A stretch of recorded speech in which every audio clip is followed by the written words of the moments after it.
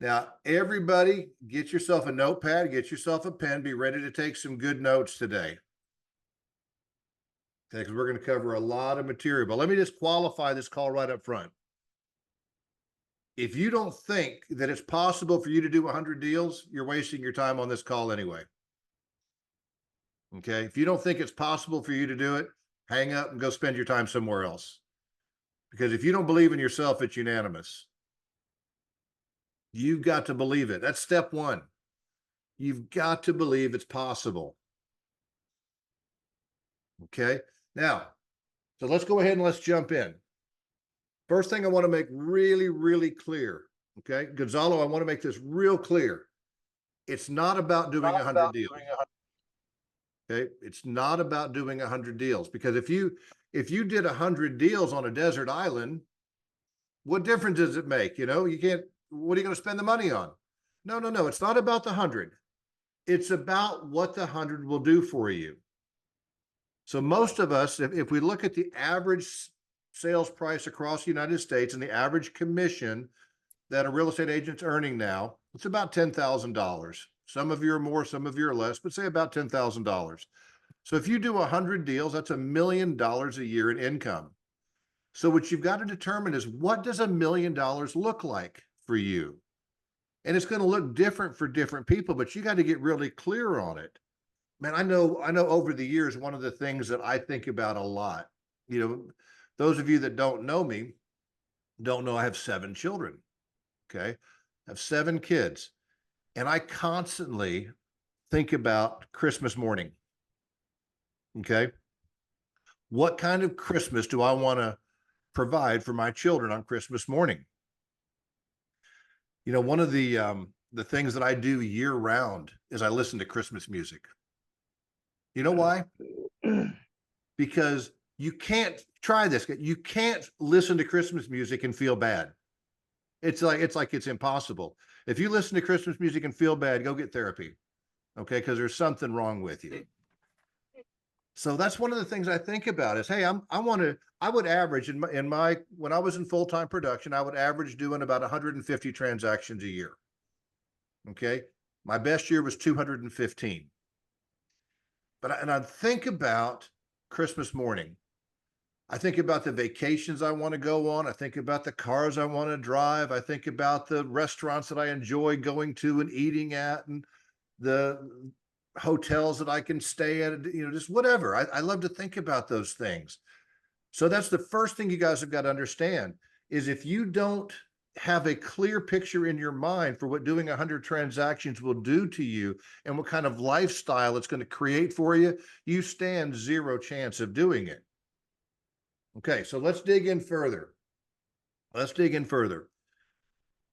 For those of you that have watched some of my videos, and I've got a whole series of videos on Instagram right now, by the way, it's about 12 or 13 of them on how to do 100 deals. They're going to expand on this call today. So you guys jump on Instagram and you can check those out. So doing 100 deals, Kyle Lee, listen to me, my friend.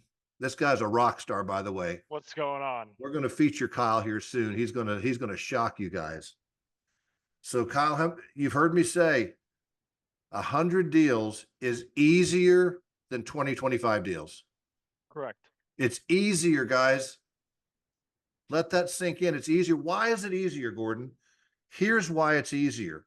Because when you're only doing 20-25 deals, and hey, for those of you that are doing it, no offense, but I mean, if you want to know the truth, if I'm just being blatantly honest, you're not going to get my respect and get me to say you are a top producer until you're doing 100 deals or more. That's the threshold in my mind.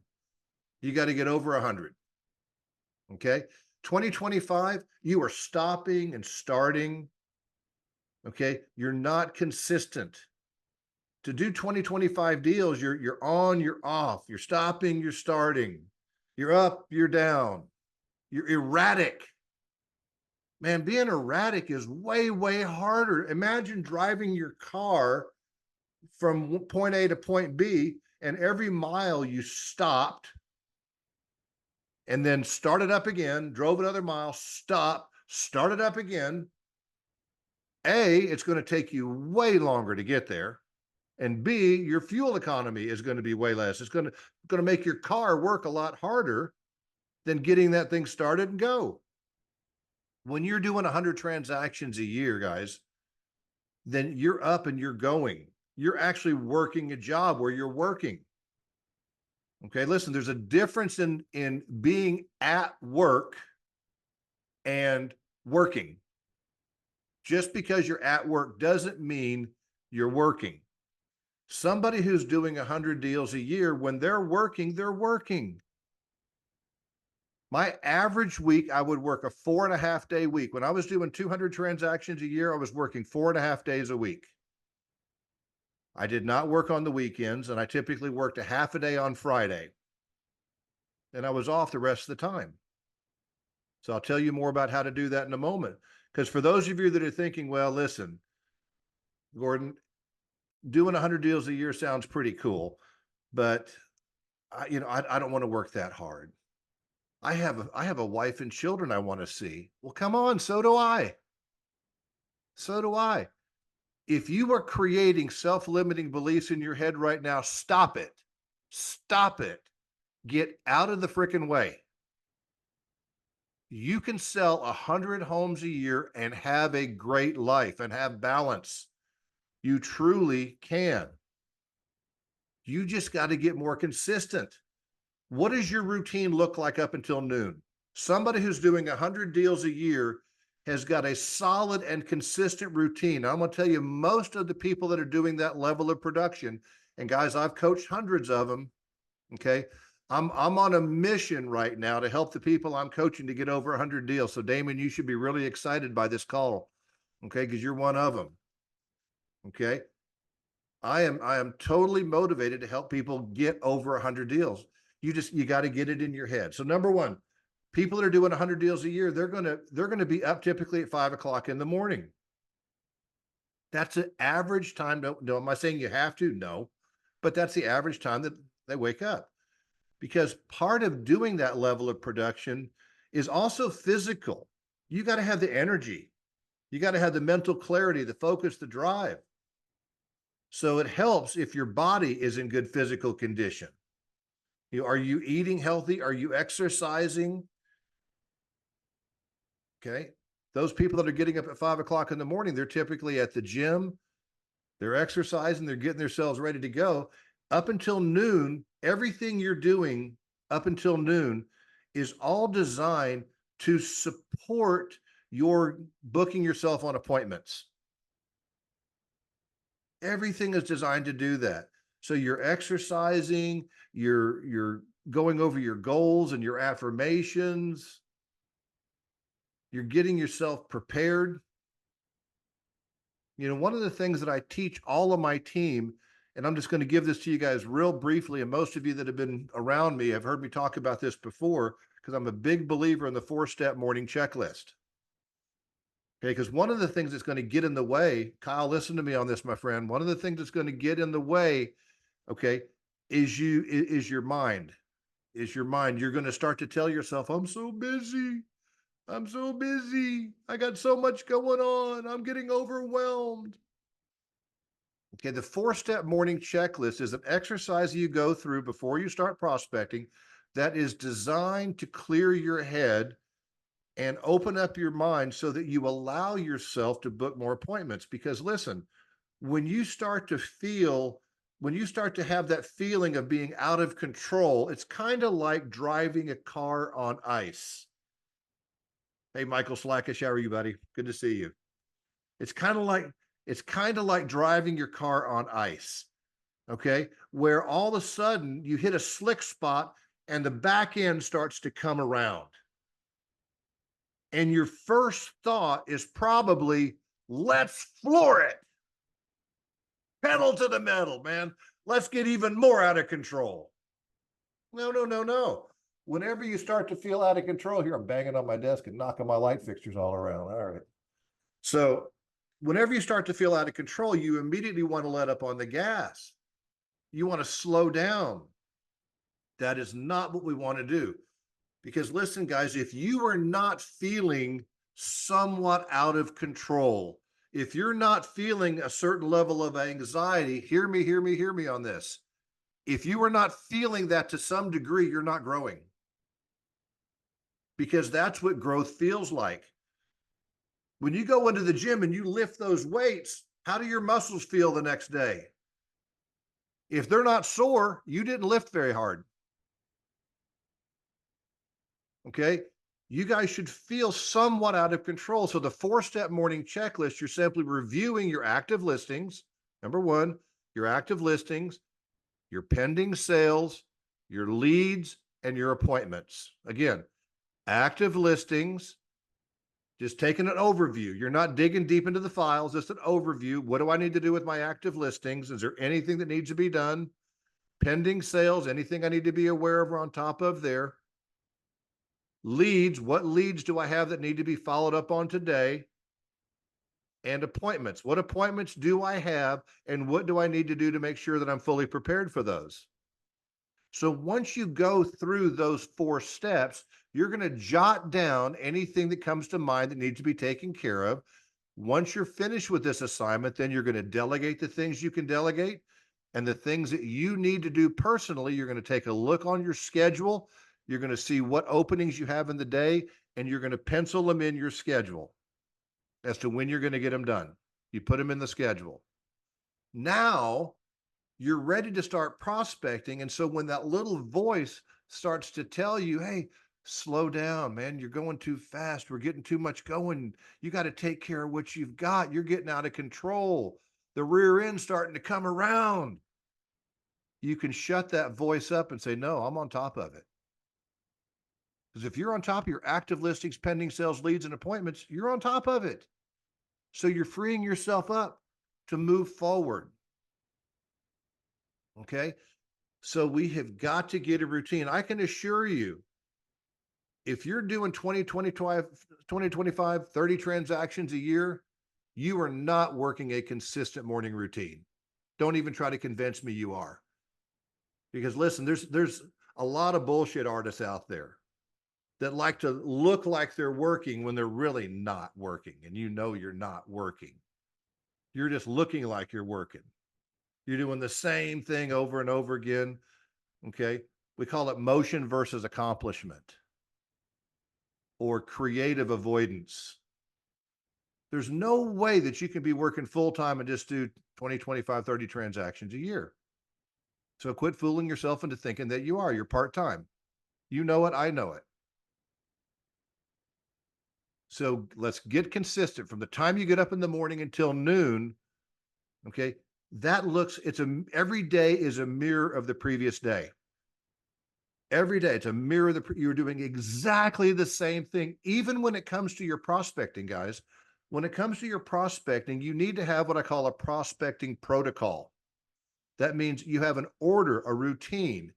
Every single day, you are prospecting in the same order. You're calling the same group of people in the same order, using the same script, dealing with the same objection handlers. It's a routine. It's the same thing. We don't have to think about it. We go to this group, we go to that group, we go to that group. Okay, which is another point on how to do 100. There's a gazillion different ways that you can get business. Bunch of different ways. You've got to decide what your sources of business are going to be. Figure out what your sources are going to be. And then once you do, identify the script that you're going to use. And I'm not going to sit here like some other people in this industry and tell you there's only one script. And if you're not using this script, then you're off. That's not true. There's a bunch of different scripts that work.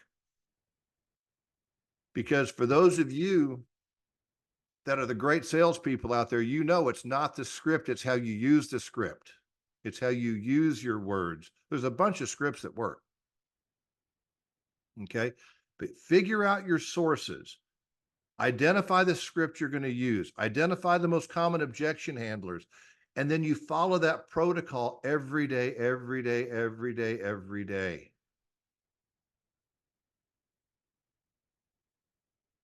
Next point. The real estate industry is changing. Let me tell you, I have done this for 39 years. It is way easier to do 100 deals today than it was 10, 15 years ago. It's easier. I mean, we've got technology in place that we didn't have then. We have auto dialing programs. You know, I used to have what's called a binomial headset. It was a headset that came around top of my head. I had an earpiece and a mouthpiece on the right, an earpiece and a mouthpiece on the left. One cord went to one phone, another cord went to the other phone. I learned to dial with two hands simultaneously using the mute button so that I could conduct two calls simultaneously. I ask a question to this guy on the right. As he's answering my question, I mute him and I unmute the one to the left, and he's answering my question over here. So I'm having two conversations at the same time, and they don't even know it. That's how I used to have to do it. And there's a whole bunch of other people that used to have to do it that way too. Now you have auto dialing programs. Social media. You guys have got to be using social media. Listen, to do 100 deals, you have to recognize that you are your own brand. Write that down. I am my own brand. Now, how do I want people to view my brand? There's this guy in Oklahoma City. I can't even recall his name off the top of my head. But my daughter, who's a loan officer here in town, was telling me about him. And I want you to listen to this because, listen, the guy's a genius. And I want to describe what he does. I'm not saying do this, but I want you to get the gist of it. This guy does a video where he's standing in front of a house drinking a soda pop. And there's crazy music going on in the background. And then he has some dialogue rotating across the screen. Different dialogue. Every video he's drinking a soda pop. It's not just one video, it's like a whole bunch of them drinking a soda pop. And he's got this look, and people like it, maybe because it's crazy. I don't know. But he sells like 10 homes a month off of social media with people following because he's created that brand for himself. People find him entertaining. I don't know. But it works. He's branded himself. You guys should be posting something at least once a day. It's free. And it doesn't even have to be fancy. Just get out there and start posting. Decide what brand you want to be. How do you want people to see you? One of my favorite quotes is from Elon Musk. Elon Musk says, give me 90 days on social media and I can have the world see me however I want them to see me. Okay, so you guys have got to be using social media. You've got to get people to start to associate you. Write this down. They need to associate me with real estate. That's different. That's different than them knowing you're in real estate. That's different. No. Associating you with real estate means, like, for example, if I was to start randomly calling out the names of people that you know, you would associate them with how you know them. That's my classmate. That's the guy that I go to the gym with. That's the person that I go to church with. Because we associate them, and that's how we remember people. Well, when I start calling out your name to people that you know, how do they associate you? If they know you're in real estate, but they don't associate you with real estate, then you're probably not going to get that call when they're ready to move or when they have a referral. Why? Not because they're being, mean. It's not malicious at all. They just don't think of you. And that's your fault. So the next step for people doing 100 deals is they are excellent at building up their database of past clients and centers of influence. They're excellent at doing that. Obviously, you can only create past clients as fast as you make sales. But centers of influence, you can build that center of influence list up. Now, I'm not going to spend a whole heck of a lot of time on this call talking about how to get business from your center of influence. That's another call. But listen, guys, you should be getting at least a 10% return, which means if you've got 100 names, that's 10 deals. If you've got 500 names, that's 50 deals. And guess what? If you have 1,000 names, that's 100 deals. And for those of you that don't think you can get to 1,000, you're not thinking big enough, because you absolutely can. You can. But you've got to learn how to work them. And it's a long-term commitment. You're probably not going to have 1,000 overnight. But if you just added one name per day, and let's just keep it simple and say over a 250-day year, that's 250 names a year. And in 4 years, you've got 1,000. Now, what if it was guaranteed that 4 years from now, you could have 100 transactions a year coming to you by repeat and referral business? If it was guaranteed, how many of you might be interested in that plan? Okay. Hopefully all of you. When are you going to start? Well, Gordon, it's hard. All right. Let's do this. We're going to do, getting out my handy dandy calculator here. Okay. So if I can make $1 million off of 100 deals, and I have 1,000 people in there, okay, then that means I'm making $1,000 per person. So if I said to you, all right, we're going to come up with a new, Watson Plowers is going to come up with a new plan. We're going to pay you $1,000 for every name you add to your center of influence. Okay. How many people would be adding a name a day, or multiple names per day? Some of you can raise both hands and both feet. Of course you would. Because why? Why? Because you would have a heightened level of awareness. Write that down, a heightened level of awareness. Or another way to say it, using Earl Nightingale's famous quote, you get what you're looking for. You get what you're looking for. If you're looking for names and people to add to that center of influence, you're going to find them.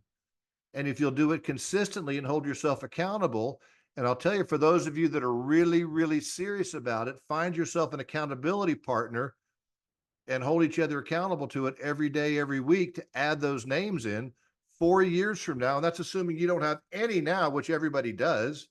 But 4 years from now, you can easily have 1,000 new names. And as you work them the way that Steve and Cindy and I teach you, you should get a minimum of a 10% return. It's easier today than it used to be 10 years ago with technology. I mean, you should be using social media as one way to stay in front of these people. Social media didn't exist 10 years ago. Let's look at some other ideas. How do we do 100 deals a year? Well, the other thing you're going to want to do is you're going to want to have a business that is primarily listing based. It's primarily listing based. Okay. Can you do it off of all buyers? Yes, but it's way harder. Buyers take longer. Now, those of you that are newer into the industry, I don't want you thinking, well, gee, I'm just not going to work buyers and only work listings. Most of us that have been doing this for a while have learned that the way that we finance our ability to get listings is through buyers. We start off working a lot of buyers. Those buyers become past clients that have to sell their property, that refer us business, so on and so forth. So most of us are going to have to start off working a higher percentage of buyers, but it won't be long until you can all of a sudden start to swap into a more of a listing-based business. What I'm going to recommend is that we figure your business based on 80-20. 80% listings sold to 20% buyer sales. Now, a very simple way to think about doing 100 deals is to take 100 listings. Write that down.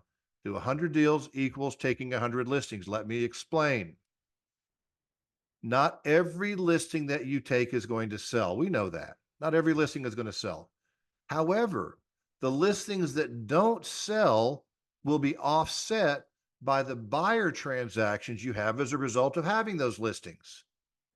So the 20% buyer sides are typically going to be your sellers that have to buy once they sell, or they're going to be repeat and referral business that comes off of those sellers.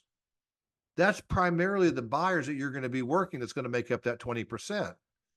So if you want to do 100 deals, take 100 listings. Okay. Now, the next thing I want you to jot down is you have to, I'm telling you, everybody who's doing a high volume of business is a master at simplification. It's a master at simplification. I was talking with a client the other day who gave me what I felt like was a very nice compliment. He said, Gordon, he said, you know what I think you're best at? I'm like, tell me. He said, you're great at making complicated things simple. I thought, wow, that's a great compliment. I want to be known like that. I don't want to be known as the coach that can take something that's complicated and make it simple. Let me give you a couple examples of how we can do that. If you simply look at the business and say, okay, I've got to get 100 listings, one way to look at it is to say, okay, that means I've got to take 10 listings a month. 10 a month. Well, Gordon, 100 divided by 12 is not 10. We're not dividing it by 12 because none of us work a 12-month year. I mean, we may work all 12 months, but we're not working the equivalent of a 12-month year. We're taking time off for vacations and holidays and whatever. Take your business, your listing goal, and divide it by 10. And that's the number you need to work towards every month. So once you set this goal of 100 deals, then we're not really focusing anymore on the 100. We're taking that elephant, if you will, and we're breaking it down into bite-sized pieces.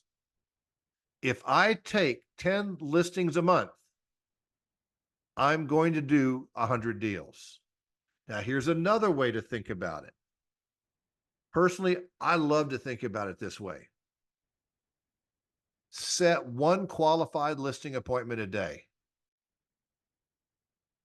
Set one qualified listing appointment. Is there anybody on this call that doesn't think that if they had the proper motivation, the proper focus, that they could not set one qualified appointment?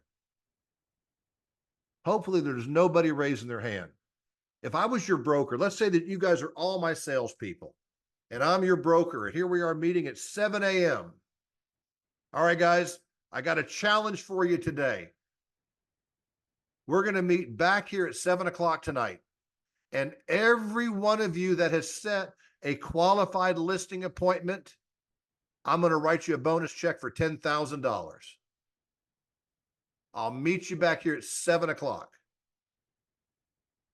Which of you are going to, Gordon, I couldn't do it. I couldn't make it happen. Bull. Every one of you, I know I can't see everybody. There's too many people on the call for me to see everybody, but I know that there's not a soul on this call that doesn't think they could do that. Now, listen, if you can do it today, you can do it tomorrow. If you can do it tomorrow, you can do it the next day.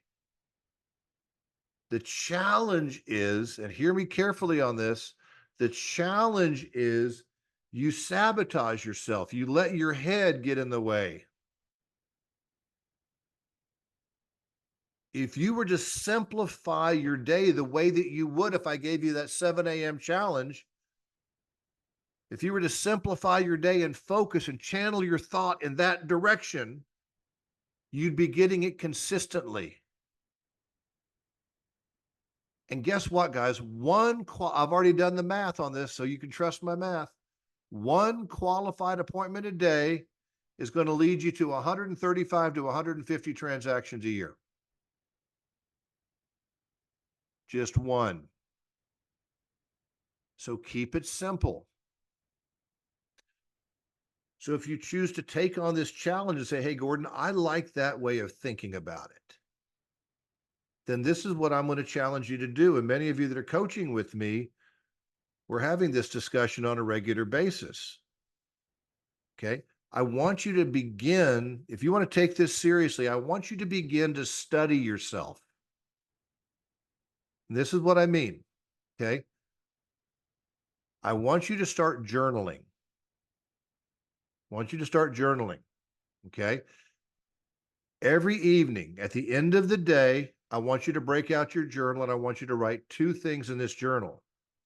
I want you to write down, what did you do well? What did you do well? And where could you improve? Now, listen, when it comes to where could you improve, this is not beat the hell out of yourself before you go to bed time. No, this is giving yourself a simple critique on where you could have improved so you do better the next day. As you start to study yourself and you have a clear, defined intention for what you want to do, believe me when I tell you, you will get to the point where you start to set a qualified listing appointment a day. But what I don't want you thinking about is I don't want you getting in your head and saying, oh my God, look how much business I'm doing. Oh gosh, this is getting overwhelming. Don't go there. Don't go there. Take it a step at a time, a day at a time. Hey, this is all the more reason for those of you that aren't in coaching. Why not? You should be. I've coached hundreds and hundreds of people to this level of production, and so has Steve. Good night. We can coach you guys to this level. It's not that hard. But if we can tell you what to look for and what to anticipate, it's like David, look at me, David G. Look at me. I'm looking at you. When you start to tell me, Gordon, things are starting to spin out of control, I'm going to tell you, David, it's okay. It's all right. That's what growth feels like. Now control your thoughts and quit dramatizing, because what you're doing is you're taking little things and turning them into big things. Why? To rationalize and justify why it's okay to slow down. And I'm going to look you in the eye and I'm going to tell you, quit it. Stop doing that. All you're trying to do is sabotage yourself. Let the growth happen. Let it come. Because guess what, guys? When we're doing 100 deals a year and you're making $1 million or more, many of you, it's way more than that. You've got the money to afford help. Okay, now we're gonna build a team of rock stars around you. Because look, just imagine on the screen right now, I've got 2 guys. I got this guy over here doing 100 transactions and this guy over here doing 20 transactions. All right, this guy doing 20 is working harder, is doing more, has got more responsibilities on their plate than the guy over here doing 100. Why? Because the guy doing 100 has learned to delegate the things that they don't have to do to competent staff. When I was averaging 150 transactions a year, I did not present my own offers. My assistant did that. I did not go to closings. My assistant did that. Now I can already read some of your minds. Well, Gordon, that's not very good customer service. Don't you value good customer service? Of course I value good customer service. I gave great customer service and I got a lot of referrals as a result. But let me just tell you something really quickly about customer service. There's 2 ways to approach customer service. Hear me very clearly on this. There's 2 ways. Option number 1, identify what your client's expectations are and then meet or exceed them. That's one way. That's not the way that I recommend. Because the other way to do it is to let your clients know what they can expect. Create their expectations and then meet or exceed them. I like to stay, when I travel, I stay at Marriott hotels quite often.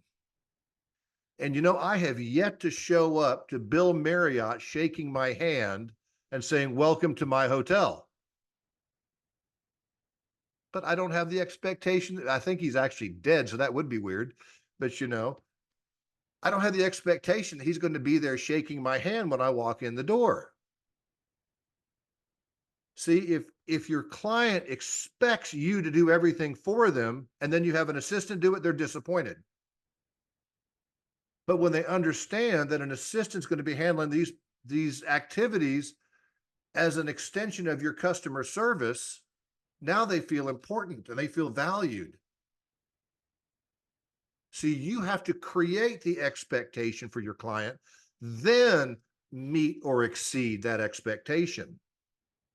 That's what people doing 100 transactions a year do.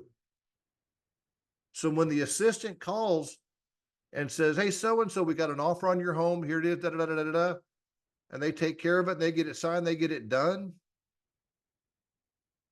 I'm going to tell you the truth. In any given month, I could not tell you how many homes I sold. I couldn't tell you. My assistant could, but I couldn't tell you. Why? I want to say because I didn't care. I did, but it wasn't important. Why wasn't it important? Because what was important to me is how many listings I took, period. I was a listing focused machine. I averaged taking 18 listings a month. That was my average. Every month I averaged 18 listings a month. I was focused on taking the listings because I knew that the listing was the catalyst. If I took the listings, I had control of the buyers. If I took the listings, all the other salespeople in my marketplace became my salespeople. While I'm off enjoying my weekend, while I'm going down to Dallas and watching my Dallas Cowboys thump whoever they're playing that weekend, because I got season tickets at the Cowboys. While I'm at the Oklahoma City Thunder watching them beat the Denver Nuggets, because I have season tickets at the Thunder. Somebody else is selling my listings. And then I'll show up on Monday morning and my assistant will say, hey, you had a great weekend. You sold 5 houses. Cool. How many listing appointments have I got lined up for today? Focus on the listings. Everything else will take care of itself. So the guy doing 100 is doing fewer activities, but he's a specialist. So I would prospect. I would do my lead follow-up. I would make listing presentations. And that's pretty much it. Personally, I didn't really chase buyers around. I had somebody else do the buyers for me. My life was simple. It was simple. Last point I want to make. And then listen, guys, if you want more help, you guys know how to reach out to me. Gordon at watsonpowers.com. If you want to learn how to do 100 deals and you're not being coached, I would like to apply for the job. I'll teach you how to do 100 deals. I will make you far, far more than I cost you. Far, far more. So reach out to me, Gordon at watsonpowers.com, or call me, 405-210-6886, and I'll help you. All right, here's the hardest part right here. You ready? Starting over. Starting over every day, starting over every month. You come into the month of June and you're so pumped. You're so psyched, man. I am so determined. This is my month. I am going to attack. I'm going to kill it. I'm going to get 10 listings this month. I'm going to work my butt off. Whatever I am told to do, I am going to do. This is my month. And you get down to the end of the month and it's June 30th and you got your 10. Hallelujah. I got 10. That was a tough month, man. Oh God. Woo-hoo. I did it. Well, guess what?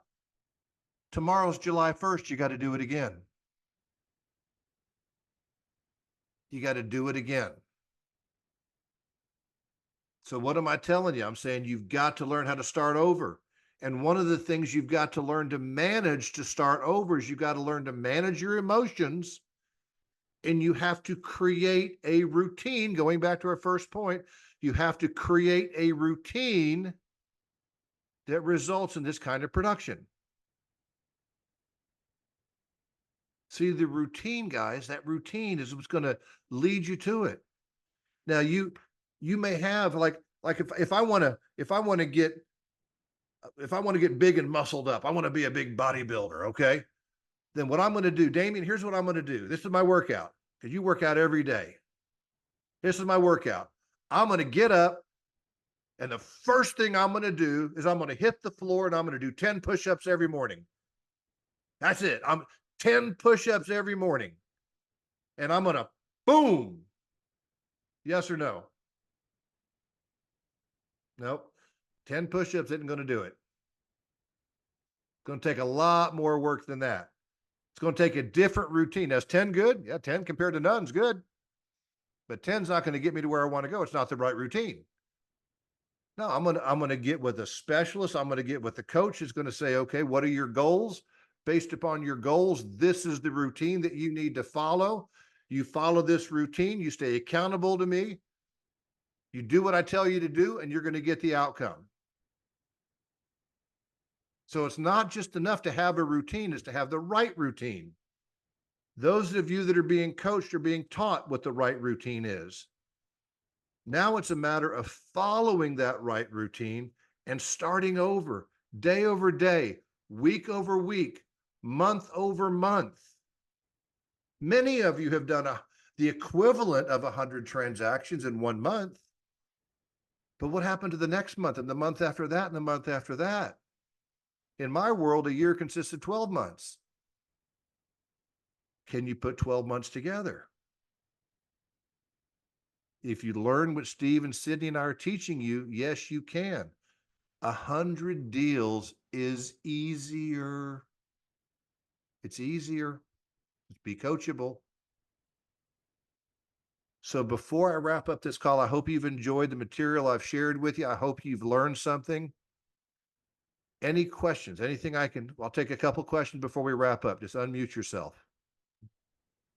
Gordon, Please. did you do price reductions, or who did those for you? Myself and my assistant, we share those, because that's a great question, Gonzalo. What I learned is the thing that I used to be the worst at was following up with my sellers. I was the worst at that because I was always prospecting for new listings. Then all of a sudden it dawned on me, I believe it was my coach actually that told me, prospect your existing clients for referrals. So what I started to do, Gonzalo, was I started to call my sellers, and they thought it was a customer service call. They thought it was a customer service call, when really what I was doing is I was calling them asking for referrals, because this was a typical call. So Gonzalo, role play, ring, ring. Hello. Hey, Gonzalo, it's your realtor, Gordon Watson. How are you? Doing very well. What's up, Gordon? Hey, I just wanted to let you know I am still working hard every day to get your home sold for you. And I was wondering, who else do you know that's interested in buying or selling a home that could use my help? I can't think of anyone now, but I will let you know. Terrific. Well, I appreciate that. Thank you very much. And then if I needed a price reduction, I would bring it up on the call. Good. But my call was a prospecting call, because when Gonzalo's in the middle of selling his house, guess what he's talking about at work and with his friends and family? Most of the time, it's about the process of selling his home, which is then going to encourage the people he's talking to say, oh, you know what? We're thinking about moving too. And then I want that referral. So we would share it, Gonzalo, but it was all part of a prospecting routine for those existing clients. Great question. Thank you. You're welcome. Who else has a question? I have a question, Gordon. Yes, David. Oh, you mentioned earlier that we should focus on a source of income, right? So should we, like for instance, for me right now, I have listings on the market, so I'm just doing strictly just this that just sold. should I try to dibble in a little bit with like cancellations and expires, or just focus on the just this and just sold? Yes, yes, you should look at that option. Who's coaching you right now? I was with Steve. I'm not with Steve right now. Okay, all right. Well, you need to be. All right. So what he would tell you, what I would tell you is, yeah, you need to look at the opportunity there. How many expireds are you getting? Are you willing to do it the right way? Because if you're not willing to be on the phones with the expireds at 7:30 in the morning, you're probably wasting your time. Okay. Secondly, how well do you know your script and what level of confidence do you have in delivering it? Thirdly, do you know the common objections you're going to get and how to overcome those objections? Okay. Because if you're going to do it, you need to do it right. Now, I've got, and I'm not going to spend a whole lot of time getting into this, but there's so many different methods out there that didn't used to exist. I've got a client that I'm coaching right now that is making $8.50 for every dollar that he is spending in Google pay-per-click. Okay. He's spending money to collect Google leads and he's following up on those Google leads. He's making 8.5 times a return on his money. Is that good or bad? That's good. Now, here's the thing. Can you make a living off of doing just listed, just sold calls? Yes, you can. Okay. But without coaching you and knowing more about you, I would tend to say you really need to think of other options as well. One guaranteed is your past clients and sphere. If you're not working them, thump yourself in the head. Okay. Because that's easy business. But there's other things that we would be looking. If I was coaching you, David, I would help you to explore your market and look for the opportunities. Because in most every case, there are opportunities in addition to just listed, just sold. Okay. The more you diversify, the better. We could maybe start a Google pay-per-click campaign and start to teach you how to follow up on those leads. Because those are people that are raising their hand and saying, hey, yes, I am interested in buying or selling a home. I'm interested. And then we follow up on those leads. So they're really warm follow-up. Great question. One more question. Anybody else?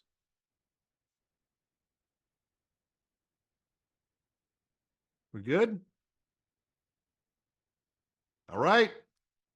Appreciate you guys being here. If Steve, myself, Sydney can help you, reach out to us. Thanks to those of you that are Watson Powers clients or soon to be David Watson Powers clients. I'll be back. I'll be back. Sounds good. Bye-bye. Thank you.